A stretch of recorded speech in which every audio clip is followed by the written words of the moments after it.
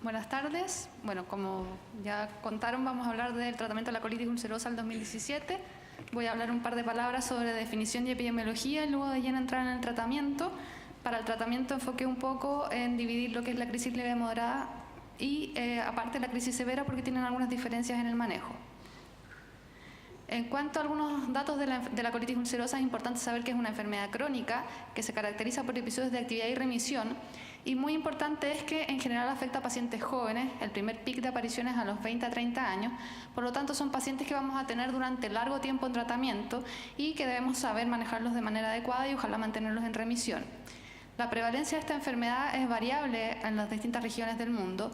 La mayor prevalencia se da en Estados Unidos, Canadá y el norte de Europa, con una incidencia que va en aumento. Hay varias teorías relacionadas principalmente con factores ambientales.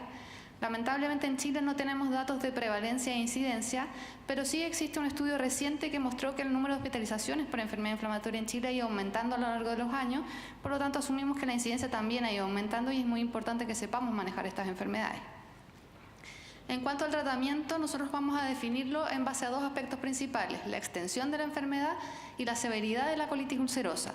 En cuanto a la extensión, no es lo mismo manejar una proctitis que una colitis izquierda o una colitis extensa. Y en relación a la severidad, también tenemos que definir si estamos frente a una crisis leve, moderada, severa, dado principalmente por el número de deposiciones al día y la presencia o no de síntomas sistémicos. Algunos datos importantes que tenemos que saber cuando nosotros manejamos a estos pacientes, y esto está basado en un estudio reciente donde se analizaron más de 15.000 pacientes y se vio que la localización más frecuente de la colitis ulcerosa es la colitis izquierda. Un 30% de los pacientes presentan proctitis y el otro 30% colitis extensa.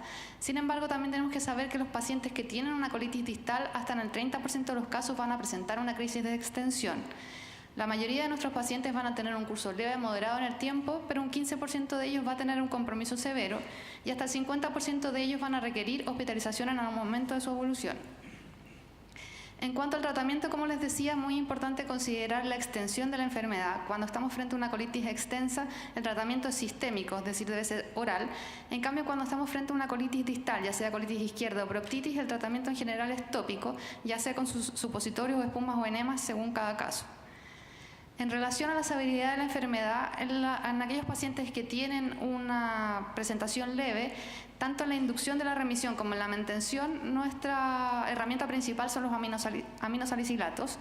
Cuando el paciente tiene una presentación o una crisis moderada, vamos a utilizar los corticoides para la inducción, y en la mantención vamos a utilizar principalmente aminosalicilatos o en algunos casos inmunosupresores. Si el paciente tiene una crisis severa o si no ha respondido a los otros dos escalones, vamos a utilizar agentes biológicos y en algunos casos vamos a requerir también la colectomía. Ahora, entrar un poco más en detalle en el tratamiento. En relación a la colitis leve moderada, como ya les decía, siempre tenemos que fijarnos que hay dos fases: una inducción de remisión y luego una mantención. Los 5-ASA son los fármacos principales en el tratamiento de la colitis ulcerosa, en este caso de leve a moderada. La mesalazina y la sulfasalazina son igual de efectivas. En general, yo personalmente siempre utilizo la mesalazina y reservo la sulfasalazina en aquellos pacientes que tienen manifestaciones extraintestinales, particularmente en manifestaciones articulares.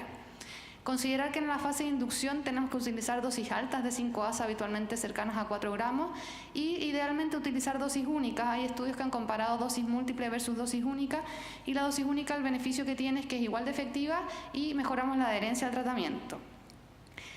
En los casos que tenemos una crisis moderada, utilizamos los corticoides. Habitualmente lo más utilizado es la prednisona, en dosis que varían de 40 a 60 miligramos al día. Actualmente también tenemos nuevos corticoides que son de liberación en el colon, como la budesonida MMX y la beclometasona, que también podemos utilizar en casos de crisis moderada.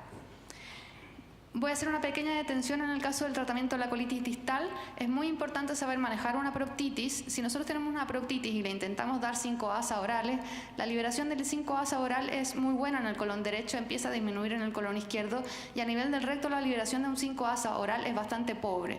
Por lo tanto, en una proctitis lo que tenemos que usar son supositorios. Si se extiende el compromiso más allá del recto, el supositorio puede que no alcance a cubrir toda la superficie, y en este caso podemos utilizar las espumas. Y en el caso de la colitis izquierda, en general nosotros podemos utilizar enemas, ya sea de mesalazina y en la fase de inducción, enemas de corticoides, o podemos utilizar la combinación de 5-ASA orales más tópicos. En cuanto a la fase de mantención, muy importante que todos los pacientes deben recibir terapia de mantención, porque sin tratamiento estos pacientes tienen una recaída que alcanza hasta un 80% al año.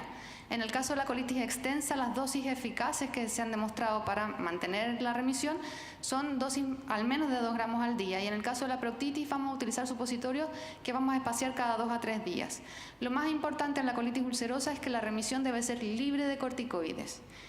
En el caso de aquellos pacientes que son córticodependientes, es decir, que al bajar las dosis de corticoides a menos de 15 miligramos de prednisona, o que en los siguientes 3 meses de haber salido los corticoides, en los primeros 3 meses de haber salido los corticoides, el paciente se reactiva, vamos a tener que usar inmunosupresores, principalmente azatropina, porque el metotrexato en la colitis ulcerosa no ha demostrado mayor utilidad. Una cosa también muy importante recordarle a nuestros pacientes es que no utilicemos antiinflamatorios, ya que estos pueden gatillar crisis de colitis ulcerosa. Esto es un resumen de lo que les he contado hasta el momento. Lo principal en el manejo de nuestros pacientes con colitis ulcerosa leve a moderada son los 5 ASA. En general, para nosotros decir que el paciente tuvo o no respuesta a los 5 ASA, tenemos que haber indicado un tratamiento de al menos 4 a 8 semanas. En el caso de que necesitemos esteroides, recordar que actualmente tenemos también disponibles la beclometasona y la budesonida MMX. Y en el caso que el paciente requiera inmunosupresores, particularmente la azatropina, recordar las dosis. En la enfermedad inflamatoria intestinal las dosis de la azatropina son dosis altas, de 2 a 2.5 miligramos por kilo día, y recordar que el inicio del efecto de la azatropina es lento, por lo tanto tenemos que usar el fármaco al menos 3 meses antes de decir que no hubo respuesta a este. 95% de los pacientes van a estar con 5 ASA. En algún momento, el 50% de ellos en algún momento va a requerir corticoides, el 20% va a requerir inmunomoduladores y de un 5 a un 10% va a requerir tratamiento biológico. Respecto al tratamiento biológico, tenemos 2 grandes grupos actualmente demostrados, con demostrada utilidad para la colitis ulcerosa, y en este caso está el grupo de los anti-TNF, entre los cuales tenemos infliximab, adalimumab y golimumab. El que tiene más estudios es el infliximab, que se da en dosis de 5 miligramos por kilo en una fase de inducción que se da a las 0, 2 y 6 semanas, y luego una mantención cada 8 semanas.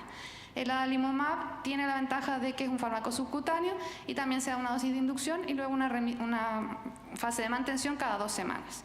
Y también tenemos el grupo de las antiintegrinas, alfa-4 beta-7, que lo que hace es bloquear la llegada de linfocitos al intestino, por lo tanto tiene un efecto bien selectivo sobre el intestino, con menos efectos sistémicos, pero lamentablemente todavía no lo tenemos disponible en Chile. En cuanto al manejo de la crisis severa, principalmente definir una crisis severa en base a la frecuencia de deposiciones, más de 6 deposiciones al día, con síntomas sistémicos, que para esto nos puede ayudar la clasificación de True Love, la vamos a catalogar como una crisis severa. ¿Cómo manejamos una crisis severa? Lo primero que tenemos que hacer es hospitalizar al paciente, hacer medidas generales como hidratación y manejo de las alteraciones de los electrolitos, manejo del dolor, siempre recordar la profilaxis de la TBP, ya que estos pacientes tienen más riesgo de trombosis, descartar infecciones, principalmente por Clostridium, y siempre tomar biopsias mediante una rectosigmoidoscopía para descartar infección por citomegalovirus.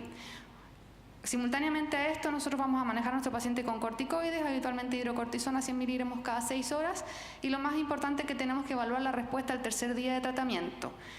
Gran parte de los pacientes van a tener buena respuesta a los corticoides, y entonces lo que vamos a hacer es traslaparlos a corticoides orales con un esquema descendente y agregar 5 ASA. Pero en el caso que el paciente no responda a los corticoides, vamos a tener que buscar la segunda alternativa. ¿Qué opciones tenemos? Podemos utilizar infliximab, ciclosporina, o en algunos casos, si es que no disponemos de estos fármacos o el paciente tiene complicaciones como megacolon tóxico, vamos a ir a la cirugía. Idealmente tratar de conservar el colon, por lo tanto, si tenemos disponible la ciclosporina o el infliximab, esa sería la primera opción.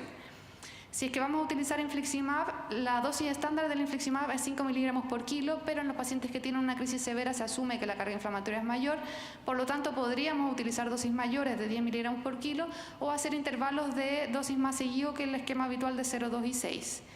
Si utilizamos infliximab, luego la fase de mantención va a ser con infliximab idealmente asociado a azatropina para disminuir la formación de anticuerpos contra el infliximab. Por otro lado, si decidimos utilizar ciclosporina, que en este caso lo vamos a usar en pacientes que no hayan estado usando inmunosupresores previos, la dosis es 2 miligramos por kilo, si es oral son 5 miligramos por kilo de peso, y lo que nosotros vamos a buscar es niveles de ciclosporina de 200 a 300. Esta ciclosporina luego la vamos a traspasar a vía oral si es que dimos la primera fase endovenosa, y vamos a utilizar de 1 a 3 meses la ciclosporina y luego la mantención es con azatropina. En caso de que hayamos utilizado o infliximab o ciclosporina y no haya habido buena respuesta, la indicación es cirugía. Hay algunos estudios que dicen que se podría pasar, si no anduvo con ciclosporina, infliximab y viceversa, pero la verdad es que eso se reserva para centros especializados porque es de mayor riesgo y en general acá lo que se sugiere es que si no respondió a uno, ir directamente a la cirugía. Finalmente, en cuanto a las nuevas terapias, la verdad es que actualmente hay múltiples estudios en cuanto a enfermedad inflamatoria intestinal con nuevas moléculas. En el caso de la colitis ulcerosa están lo que se ha llamado las moléculas pequeñas, que tienen blanco sobre distintas moléculas de la cascada de la inflamación, que están principalmente los inhibidores de JAK, los inhibidores de SP1 y bloqueadores de integrina, que la gracia que tienen es que son con baja inmunogenicidad y que son de vida media corta, por lo tanto se podría utilizar para reemplazar los corticoides en los periodos de crisis y luego mantener al paciente con 5-ASA. Muchas gracias.